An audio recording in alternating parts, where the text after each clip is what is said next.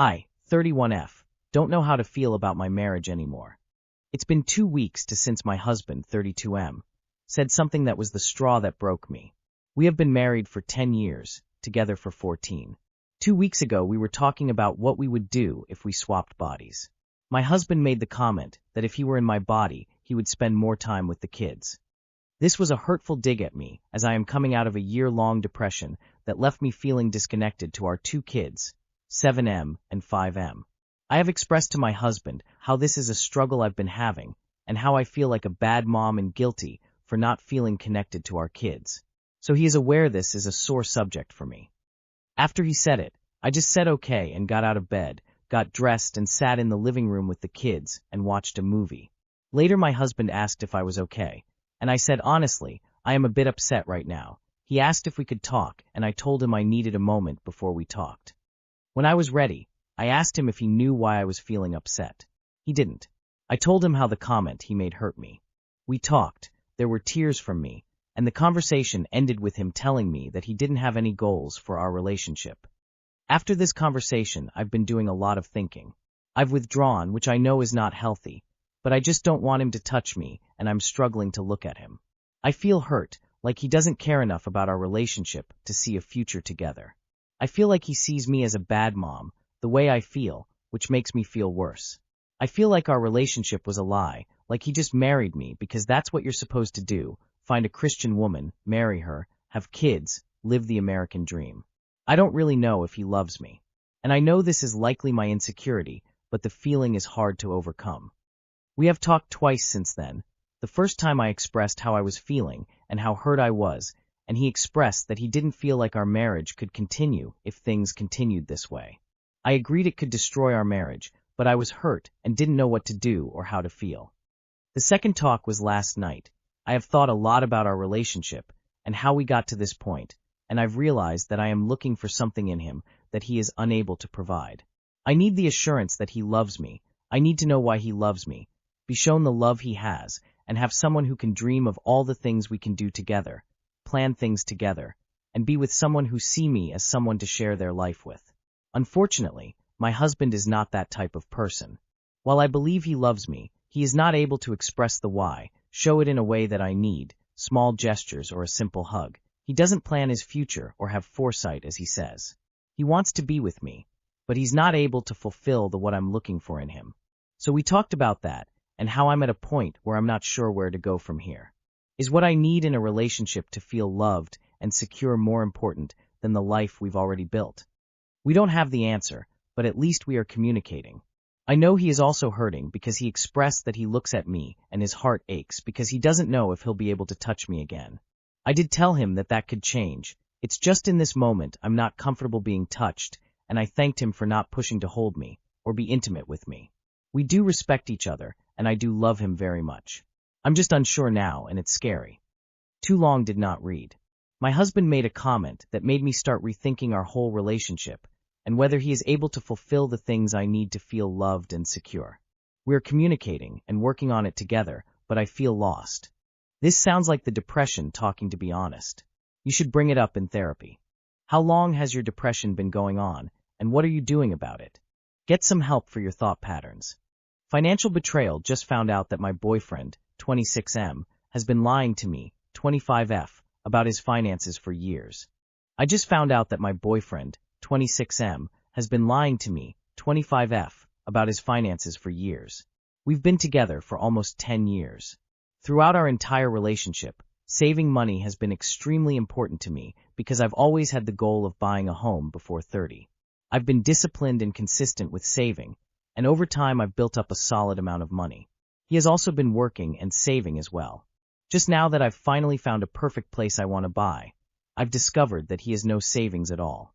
Every time I've asked him over the years whether he had saved a certain amount, he assured me that he had plenty. He never wanted to show me his bank accounts, but told me I have to trust him. He has now admitted that he gambled away large portions of what he earned over the years, a few years ago, and even had to borrow money from family, which left him in debt to them.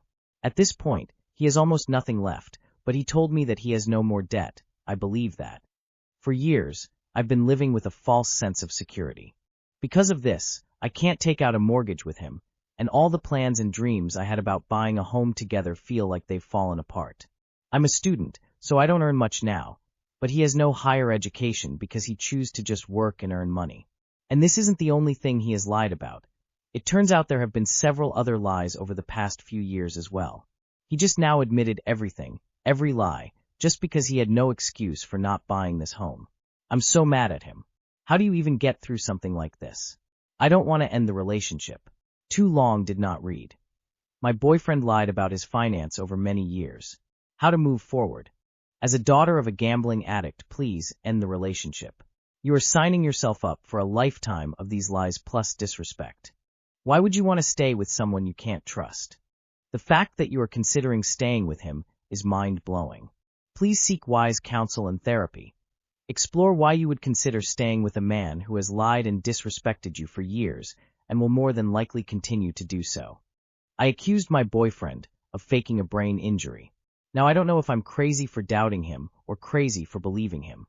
Too long did not read.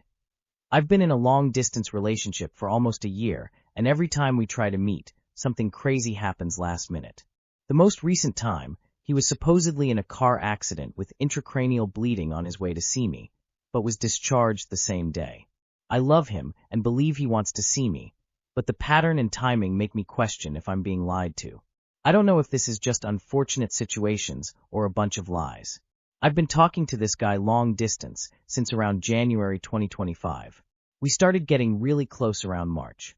We talk every day, and he has become such a big part of my life. The problem is we've never met in person.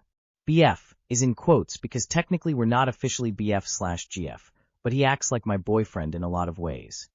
The morning he was supposed to land here, I woke up to texts from random numbers claiming to be his dad and stepmom, saying he had gotten into a car accident on the way to the airport and was now in the ER with intracranial bleeding.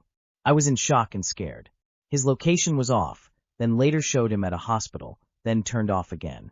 Eventually, he called saying he had just gotten his phone back and didn't remember what happened. He sounded disoriented but kept trying to reassure me everything was fine, and later that same day he was discharged, which honestly added to my confusion because everything had sounded so serious just hours before. I'm struggling because I hate accusing someone of faking something this serious, especially when I've asked him over and over if he's telling the truth, and each time he says he is. I feel like he's being honest, but at the same time it also feels valid to question it given everything that's happened. When we first started talking, we had conversations about eventually meeting in person. I wanted to after a few months of getting to know each other, but he told me he couldn't come until November because his dad needed surgery and he had to be there for him. November felt really far away, but I was understanding and agreed. As time went on, November came and went and the surgery still hadn't happened. Every time I tried to get a confirmed plan in place, there was always a reason he couldn't commit yet, and it was always going to happen soon. I even offered to come to him if coming to me was the issue, but he had reasons why he needed to be the one coming here instead. It started to feel like every time we got close to making real plans, something would come up that pushed things further away. Eventually, he admitted part of the hesitation was confidence issues. He had gained weight over the summer and didn't feel good about himself. I actually felt relieved when he told me that because I had been so confused about why it always felt like something was in the way. It felt good that he opened up and was honest with me. I was happy to support him and reassure him that I didn't care about any of that. I even helped him figure out that some of the depression and weight gain might be connected to medication he had been put on, so I encouraged him to talk to his doctor and find something that worked better for him. I was really happy when he told me he had switched medications and was starting to feel better. After that, he told me he'd feel ready by December and that he would come out before Christmas. I got really excited. We talked about watching Home Alone together because it's our favorite movie and doing Christmas things together. As December got closer, he told me he would come after Christmas instead. He said his dad had gotten into a car accident and was having trouble walking, and that he needed to stay home to help him. His dad even texted me confirming it. It made sense to me because his dad already had pre-existing spine issues, which is why he needed surgery in the first place. I kept trying to understand because I believed him and wanted to be supportive. He promised he would see me before the end of 2025, but that didn't happen. Then he promised before my birthday in January, and that didn't happen either. Finally, He booked a flight for Valentine's weekend 2026. It took a lot of back and forth to get him to actually purchase it, but he did. I felt relieved because once there's a flight, he can't back out. I found this cottage for us to stay in. I'm really into interior design and had toured it before, and it felt like the perfect place. They offered us a deal, which made it feel even more meant to be. He wanted to pay for it, but when they tried to process his card it declined. I put down a deposit on my card so we wouldn't lose the room, and he said he'd figure out the rest with his bank. A few days before he was supposed to come, he told me his dad had a seizure and was in the hospital. I was worried, but he told me he was still coming. The night before the flight, everything started unraveling. His card was still locked. His family was upset about him leaving while his dad was hospitalized, and then suddenly he said Frontier canceled his flight. I offered to buy him a new ticket myself if it meant he would still come. Still no. The cottage had a strict policy. If I canceled, I could still get my money back. If I moved it to the next weekend, I would lose the refund option. He begged me to move it and promised me he would absolutely be there next weekend. I told him I was scared to do that because of how many times I'd already been let down. He promised anyway, so I moved it and lost the refund option. The night before the rescheduled flight, he told me he was packed and excited. He said his stepmom might drive him to the airport instead of taking an Uber, but also randomly mentioned he hoped she didn't get into an accident because she tends to do that. I told him not to even put that out there and to trust his gut. He said, "You're right," so I assumed he would either Uber or only go with her if he felt comfortable. The place we booked couldn't give a refund, so I felt like I might as well go stay there if I couldn't get my money back. I'm really thankful my friend stayed with me because I was a wreck and felt so numb and empty. Sitting there in the place he was supposed to be with me was so damn depressing and honestly kind of messed up in a way. When we talked on the phone, he took my tone as me not caring.